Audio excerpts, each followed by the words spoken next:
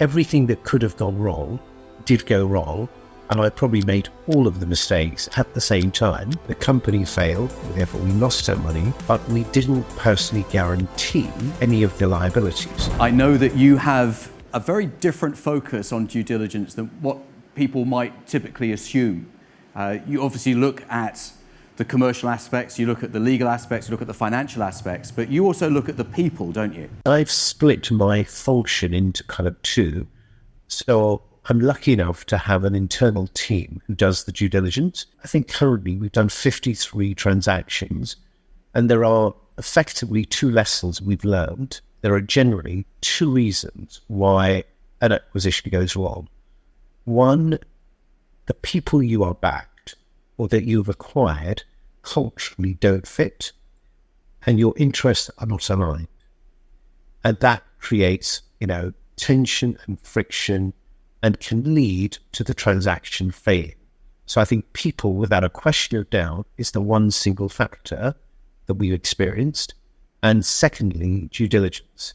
So when we've acquired a business and it doesn't work out, we always kick ourselves because we find out something after the event that frankly we should have picked up at the beginning that now causes us problems.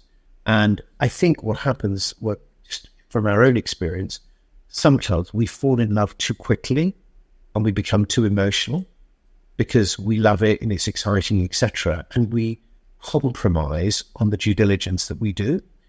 And regressively, we then end up paying dearly. And so what we do in my own particular situation is I focus on people. So typically an acquisition for us takes between 3 to 4 months.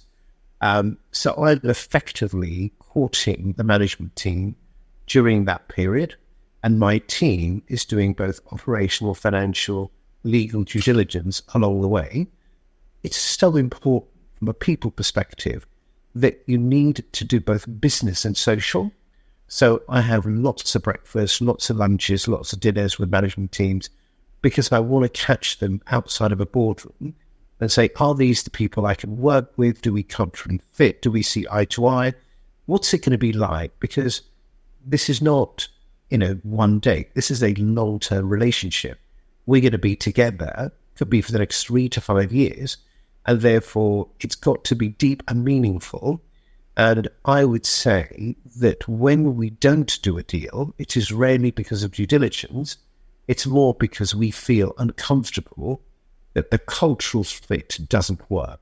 So could you give us an example, perhaps, of where something's gone awry, where a deal has gone off the rails? When I first set up, my strategy wasn't necessarily to do recruitment.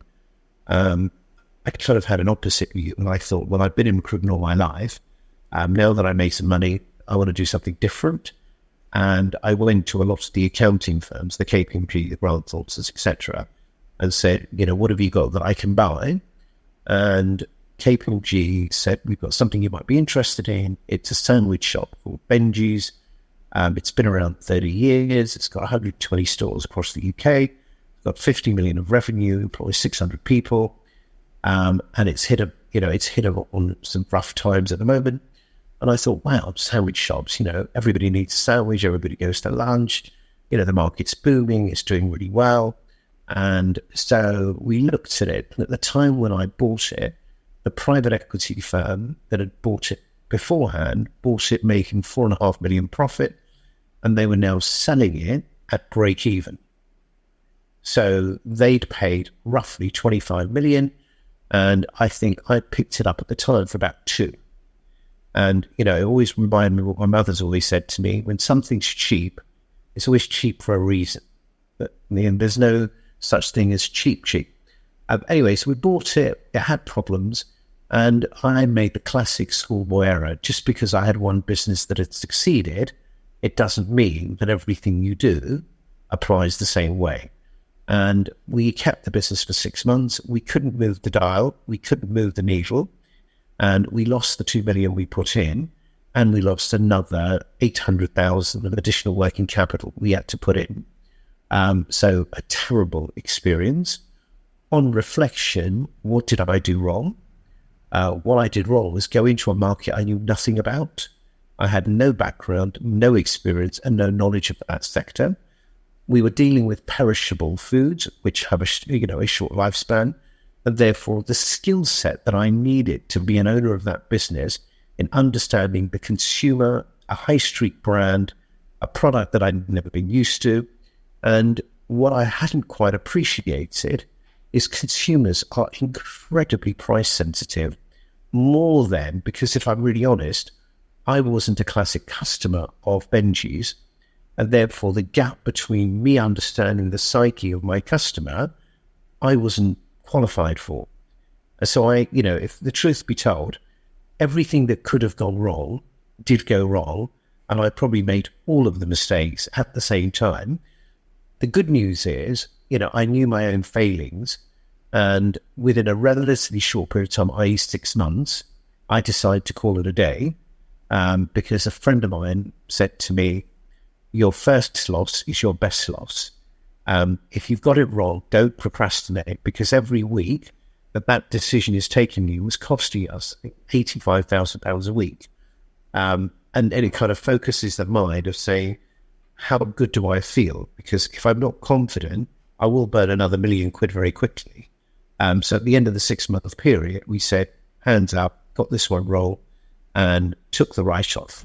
Buying a business is just so rewarding, and I put together a free training showing you exactly how I do it.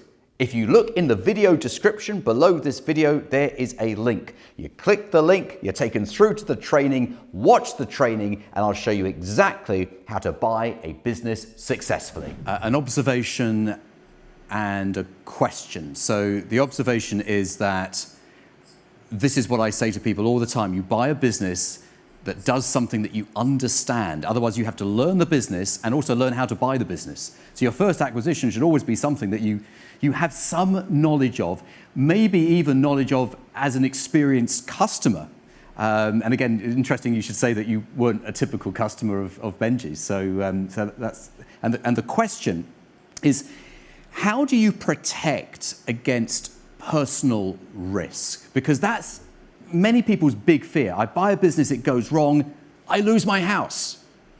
That's what goes through people's minds. I mean, it's not necessarily very logical, but that's what people do think. So what would you say about minimizing personal risk? The way that you are exposed personally is generally when you are personally guaranteeing either the loan or the acquisition, at which point failure can be directly on your doorstep. But in the event that you are acquiring the business within a limited company framework, and so for example, in Benji's case, we put the money into the company failed, therefore we lost our money, but we didn't personally guarantee any of the liabilities, and therefore I didn't risk my house. And having done 53 transactions to date, you would think I'm pretty good at what I do, but I still wouldn't give a personal guarantee, because the one lesson I've learned, if something can go wrong, it generally does. When you are giving a personal guarantee, you are taking a massive risk. And the only way to eliminate that risk is just don't do it. When buying a business, you need a great lawyer on your team. So why not use mine? His name is John Andrews, and his details are on the screen. Finally, let's talk about the integration of businesses into a group. You mentioned the culture fit earlier. What are the issues surrounding, if you're doing a buy and build, building that group, and what are the things that could go wrong? Let's not just talk about the positive. What could go wrong? So I'll give you a live example, and I feel pretty bad about this. So we sold a business in February 2020. So we'd been approached by a buyer in 2019 in December, who approached me and said, look, I really love one of your brands. It's a business I really admire and respect. You're really interested in buying it? Are you interested in selling? We said, always open-minded. We got into negotiations. We agreed a deal, and the deal took, again, 10 weeks to complete, and it completed around the end of February. So the deal got done, and what I found staggering was they acquired the business, and in the first week of acquisition, so the business remained in the existing premises, which was an office that we'd had. The buyer sent a manager over in the first week, so nobody massively senior. And then 2 weeks later, one of the kind of directors turned up. But the integration was appalling because in that first 90-day period, the business, in my view, is incredibly vulnerable because it's people. So a new owner's taken in, and every employee sitting there saying, what's the future? What about my job? What about my career? What about my customers? They've got 1,000 things going in their head, and they need the founder. They need to believe in the vision for the company. They need to believe in the vision for the future. And because we'd done the deal, we'd closed the transaction, it was done, we were no longer involved. But I watched from the outside, and within 7 months of the deal closing, virtually everybody in the business had left. And that was literally, in my experience, down to the most appalling integration strategy I've ever experienced, because I just couldn't believe that the founder, and it wasn't a huge business, it wasn't IBM, wasn't in there every day with these eyebrows, the people, communicating future and vision and strategy, and this is the journey, we love you, you're going to be part of the family, etc. None of that. A lot of kind of HR issues and IT issues, and this is our software, and this is what we do, and you had 4 weeks holiday, we do it this way, and expense policy. But people were so disengaged. So I think the issue about integration is you need to have a very clear integration plan before you acquire the business, but also you've got to have people that have got to have bandwidth. You can't just allocate somebody who has a day job that's going to spend, 20 minutes of his working day. It's too big a risk. You need a dedicated person who's got to own it from beginning to end, that has to be focused around some very clear objectives. So in our case, we have a team of 3, and these are people that are part of the management team who love the concept of acquisitions, etc. And because we have done well in this space, we've spent the money to have them. Now, if you're a smaller business, you use your existing people, but the best advice I can give you is always remember that people you've identified also have day jobs. And therefore, unless they can dedicate enough time, there is a very high risk that that transaction may not integrate well. And if it doesn't, it will cause you problems.